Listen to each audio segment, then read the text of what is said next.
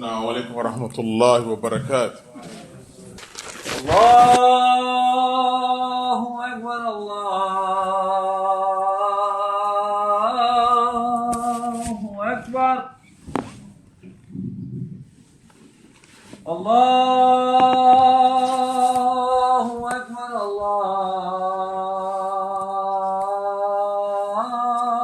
الله أكبر أشهد أن لا إله إلا الله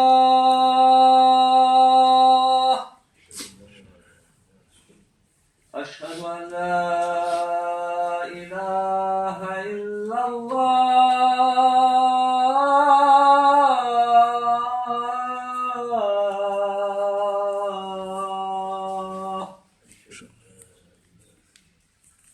أشهد أن محمدا رسول الله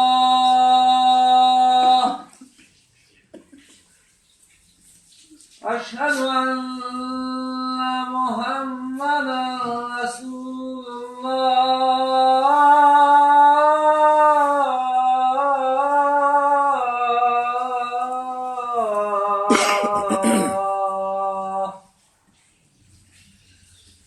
حي على الصلاة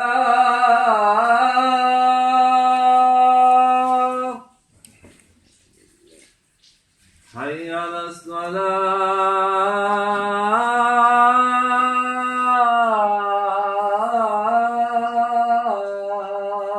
الصلاة حي على الفلاح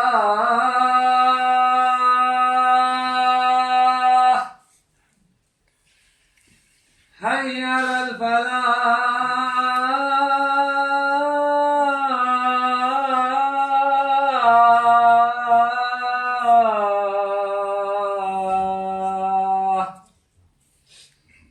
الله أكبر الله أكبر لا إله إلا الله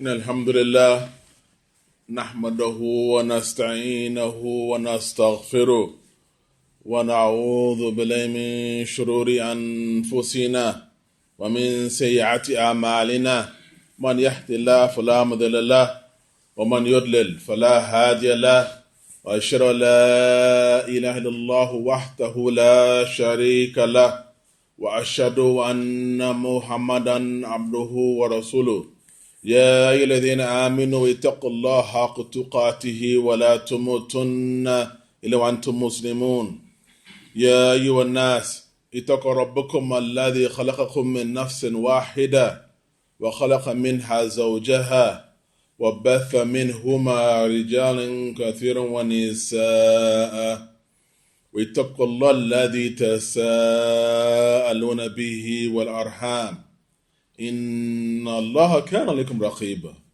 يا أيها الذين آمنوا اتقوا الله وقولوا قولا سديدا يصلح لكم أعمالكم ويغفر لكم ذنوبكم ومن يطع الله ورسوله فقد فاز فوزا عظيما. أما بعد إن أصدق حديث كتاب الله عز وجل وأحسن هدي محمد صلى الله عليه وسلم وشر الأمور محدثاتها وكل محدثة في الإسلام بدعة وكل بدعة ضلالة وكل ضلالة في النار.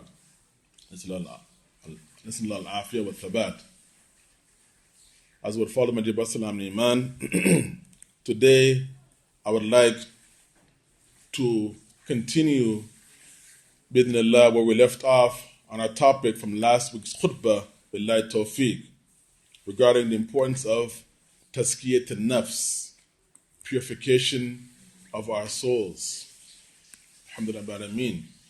And it's a great ni'mah and a blessing that we're here today and we can be able to speak about this blessing and ni'mah of having this guidance from Allah Azza wa Jal to understand, to truly understand ourselves. Wal alhamd.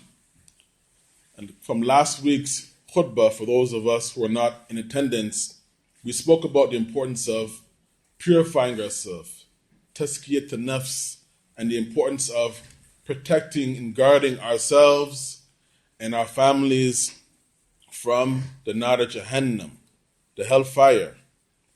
By educating ourselves and our families on the importance of doing good, increasingly doing good deeds in our lives, wal alhamd. And also we mentioned that it's very important for us to learn and understand that our belief in Jannah and Nar is a strong belief in our Aqidah. Our belief, our Aqidah, cannot be one unless and until we believe in the unseen. Allah has mentioned this in many places, that we should have belief in the unseen creation of the Jannah and the Nar, that they are present right at this moment. Alhamdulillah. So today, bidnillah, I would like to give some more advice to myself and you all on the importance of self-discipline.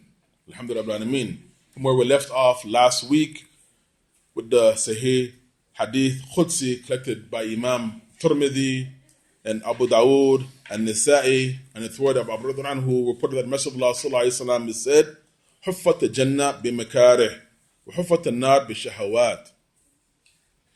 O Qamqa sallallahu alaihi wasallam, that paradise, Jannah, is encompassed, surrounded by doing those things that we dislike.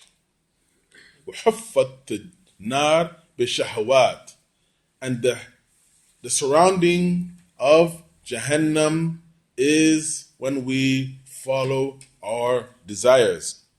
So the point that I would like to highlight from this noble hadith Qudsi, which is a statement from Allah through Rasul Sallallahu Alaihi Wasallam to us, this is why I call it a holy hadith, sacred hadith, is that none of us, no matter how holy or pious we feel that we are, can barely escape from falling into the nar jahannam until and unless we learn what triggers us. What are those things that annoy us and trigger us to the point that we know and will be wise enough to avoid those situations in our lives? We also understand from this noble hadith that it is almost impossible for any of us to get entrance into Allah Azza wa Jal's Jannah, simply because as human beings we don't want to follow. We don't want to follow the teachings in the Quran and Sunnah as such. What does this mean? Allah Azza wa Jal calls them the makarih, things that are disliked. And this, the Mufassirin have stated, it's in reference to those things that are disliked in the deen. We dislike to follow and stay within the precincts of the deen, the legislation from the Quran and Sunnah. What is halal, what is halal, what is haram, what is makruh, what is mubah, what is permissible, what is unpermissible, in the framework of the Quran and Sunnah, and not from logic, not from our theological rhetoric. We like to go off on a rant because we don't want to stay within that framework. It's something of makarih, dislike for us to stay within that. So Jannah will be difficult for us. There's a hadith. A man came to the Messenger of Allah sallallahu alaihi wasallam and he asked him, if, Ya Rasulullah, I pray, I fast the month of Ramadan, I pray my khamsa salawat, and I fast the month of Ramadan, I give my zakat, I make my hajj, and I treat that which is halal as halal and that which is haram as haram, will I get entrance into the Jannah?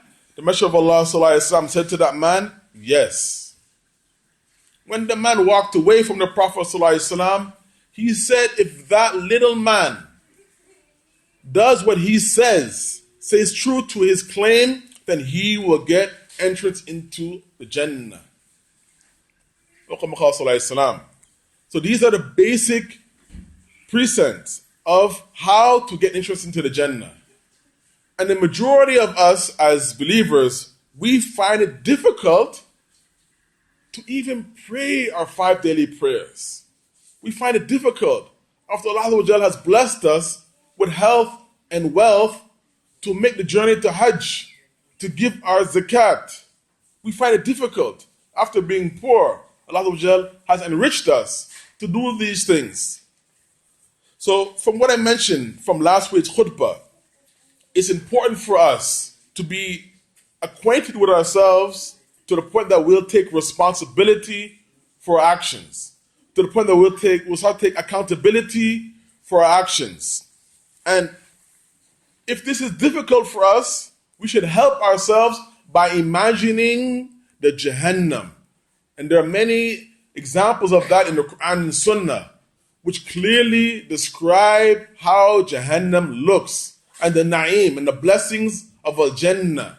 That if we stay away from our shahawat, from following our shahawat, our desires, and we ponder over the punishment of the hellfire, this will help us to stay on the straight and narrow, bidnillah. And when we ponder over this rich Arabic word in this hadith, for example, where Allah says, حُفَّتْنَا بِالشَّهَوَاتِ, that the covering or the veil around the hellfire is the shahawat. This word, plural of shahawat, is appetite, the desires and the urges that are almost impossible to resist. And it's specifically in reference to the desires of the flesh. And there are many ayat and ahadith which allude to the fact that the shahawat mentioned in this hadith Qudsi is referring to the lower or the base animalistic desires of the flesh. For example, Allah says in Surah An-Nur, قُلْ لِلْمُؤْمِنِينَ يَغُضُّونَ مِنْ أَبْصَارِهِمْ وَيَحْفَظُونَ فُرُوجَهُمْ ذَلِكَ أَزْكَى لَهُمْ إِنَّ اللَّهَ خَبِيرٌ بِمَا يَصْنَعُونَ. Allah says, referring to the believing men, that Allah says, say to the believing men that we should lower our gazes. We should lower our gazes so as to protect our private parts. And Allah said that is pure for us. And Allah is well aware of what we are doing. So Allah, the way He words it, is showing that the believing men should lower their gazes to guard their private parts, because the look is what leads to the sinful acts. It's what can entice the desires, as a result lead to the sinful acts, since looking provokes and entices the lower extremities. That's why Allah, He starts with telling the believers, the believing males, and the next ayat, the believing females, to lower their gazes. To protect our gazes is the first step in protecting our lower extremities, our private parts. And this is what leads to the haram act. Also in Sahih Bukhari and Muslim, Sahihain, there's a hadith on the authority of Abu Hurairah who said that the Messenger of Allah sallallahu alaihi wasallam, he said, "Katab ala ibn Adam nasibuhu min az-zina." It has been decreed, the sons and daughters of Adam, their portion of zina, la manas minhu, that they cannot avert. We will not be able to avert. And he said that the zina, the lustful look of the eye, the zina of the eye is when we look at the forbidden thing, the forbidden glance. What did the Messenger of Allah say to Ali ibn Abu Talib? He said that the first look is for you. But the second look is from shaitan. The first look is for you. That means that we should look. No, because we're allowed the first look. La.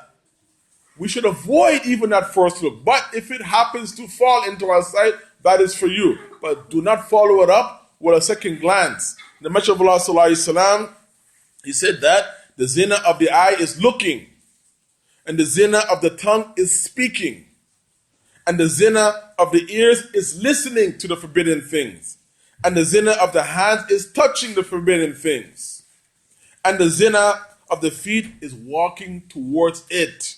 And then the Messenger of Allah sallallahu alaihi wasallam ends off this hadith by saying, the soul, the nafs, wishes and desires and inclines towards it, or it rejects it and it denies it. That is why Allah has reminded, my dear Salam Iman, in several places in His book, that we should not follow the footsteps of the shaitan. The shaitan does not grab us and force us to do things. Allah He has explained to us in many places. For example, in Surah Nur, Allah says, Ya iladina amanu, O you who believe, La tattabi khudwat al-shaitan, that we should not follow the footsteps of the shaitan. Man yattabi khudwat al-shaitan, and whosoever follows the footsteps of the shaitan, فإنه يأمر بالفحشاء والمنكر. Whosoever follows the footsteps of the shaitan, then the shaitan, he will only order us to do that which is evil, fahsha, filthy, and lowly, and sinful. Ibn Abbas, he has stated that the meaning of khutwat, the steps of shaitan, is referring to the deeds and evil whispers. So what comes first, my dear Salam Iman, is when we have the whisper, the suggestion of the shaitan. And the shaitan is not going to come down with a tail and pointy ears. The shaitan are those people who we consider as our friends. So we have to choose our friends wisely. We have to make a concerted effort and a choice to stay in right company. Many of us, from we're young until we're old, we're still acting as if we do not understand this concept, that we have a choice in life. Well, alhamd. I mentioned that last week, and I'll further mention that again this week till I drive the point home. We have a choice in life, my dear Salam Iman. Especially of those of us who have young children to look after. They're watching us and they're following our example. So, a lot of us, we make the mistake, as we say the mistake, by putting the blame, I'm making air quotes, the mistake of putting the blame on our friends or the company we keep. We have the choice to keep them in our company or not. We have the choice. We make the mistake by blaming these things that happen to us on them. We forget that people, the shayateen al-ins, can only suggest. They can only suggest for us to do things which we don't feel good about. That feeling inside of us, that gut feeling, that what they're calling me to is something that doesn't sound right, that doesn't feel good in our gut, we should listen to that. We should listen to that gut feeling when something doesn't feel right, instead of falling into that thing which is most likely haram. But we follow our shahawat, our desires, and then we want a place to blame on our friends and shaitan and keda wa keda wa keda. So many of our good Muslim brothers or sisters have changed. Have changed so much so that they don't want to say, they don't want to even use their blessed Muslim name. Muhammad, they say Mo. Idris, Izzy. They want to change their names. They are afraid to even say that they have a nice, beautiful Muslim name. Alhamdulillah Rabbil Alameen. They don't even want to wear the gharb, the dress of Islam. They're ashamed to wear the dress of Islam. So they rather only wear and be seen in jeans, t-shirt, baseball cap, or a nice suit and tie, alhamdulillah rabbil alameen, it's not haram to wear those things, but we should have izzah. We have to know that Islam brings us izzah. We have to know that the Messenger of Allah sallallahu alaihi wasallam has stated in many ahadith. For example, he said that man tashabbaha biqawm fahuwa minhum. Whosoever imitates a people, then they are one of them. We have to think that this life is only temporary. Alhamdulillah, we have been blessed by Allah Azza wa Jal and honored by Allah Azza wa Jal to have this kalima, to be blessed to be the part of the Ummah Muhammad sallallahu alaihi wasallam. So I have to say there's haram for us to imitate those people who Allah Azza wa Jal calls وَلَضَّالِينَ غَيْرَ الْمَغْضُوبِ عَلَيْهِمْ وَلَضَّالِينَ. We have been blessed by Allah Azza wa Jal, so we should never ever think about changing. Consider changing our belief, our values. We should hold strong and dear to our values as believers. And remember what Allah Azza wa Jal says in many places. But for example, Allah Azza wa Jal says, فَقِيمْ وَجْهَكَ لِلْدِينِ حَنِيفًا, that we should stay focused. فَقِيمْ وَجْهَكَ لِلْدِينِ حَنِيفًا فِطْرَةَ اللَّهِ الَّذِي فَطَرَ النَّاسَ عَلَيْهَا. The fitrah, the right disposition that Allah has put in all human beings. لَا تَبْدِيلِ لِخَلْقِ اللَّهِ. You will find no change in the creation of Allah. You will find no change in this. We're blessed, but we want to follow every whisper and inclination because we're ashamed or we're embarrassed. We're blessed. And until and unless we come to the realization of those things that trigger us, those embarrassing situations, and know that it's going to bring me down internally as a Muslim, then we're heading in the wrong direction. We're heading in the wrong direction. I say that sarah and straightforward as I can. That as believers, we should feel the izzah, the honor of being blessed with Islam. There are many Muslims have become to the point unaware of this fact.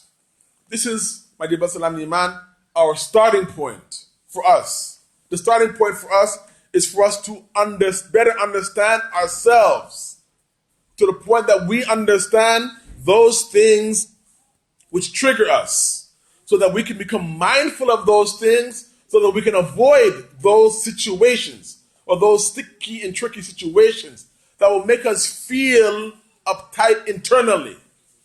And there are many Muslims who have become fooled, who have become unaware and totally desensitized to these situations because they fall into them time and time again to the point that they have become desensitized to these things. And as a result, they have developed an overinflated ego.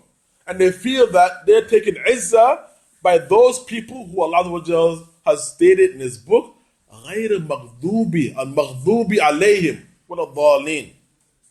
These are what Allah has considered those individuals that we now have taken honor to be in their company.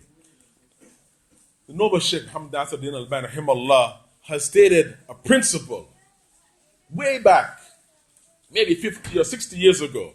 It's called a tasfiyah wa tarbiyah, meaning cultivation and purification of the self.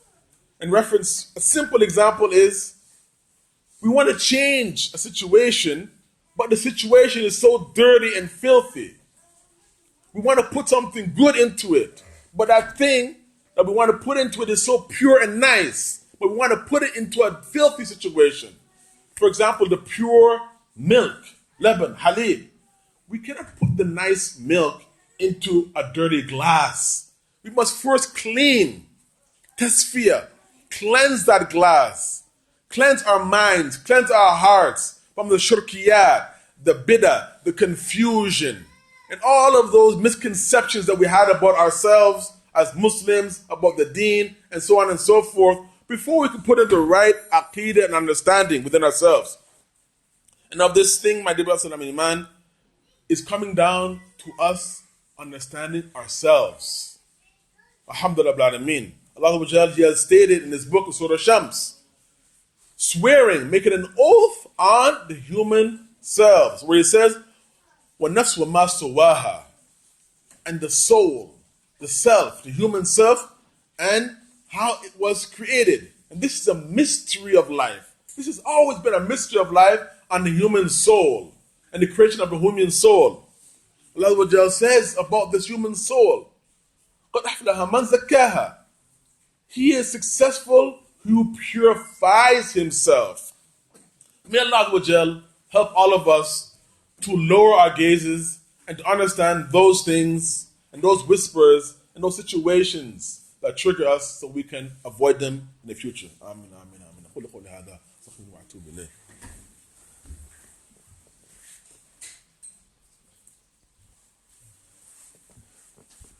بسم الله والصلاة والسلام على رسول الله وعلى آله وصحبه من تبع هدى وبعد.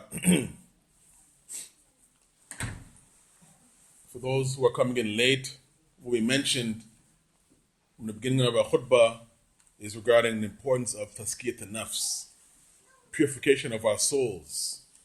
And how can we attempt the ascent of purifying our souls is simply by trying to have accountability of ourselves.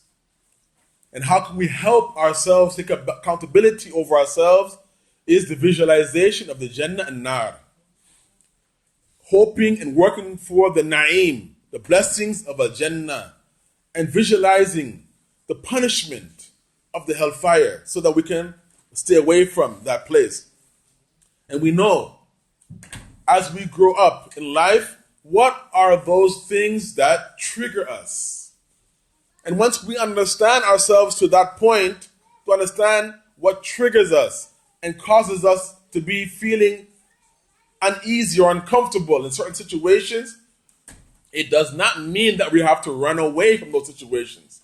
Sometimes, as I said, we have to man up. We have to man up to that situation, even though we know that it's going to trigger us and cause us something of discomfort.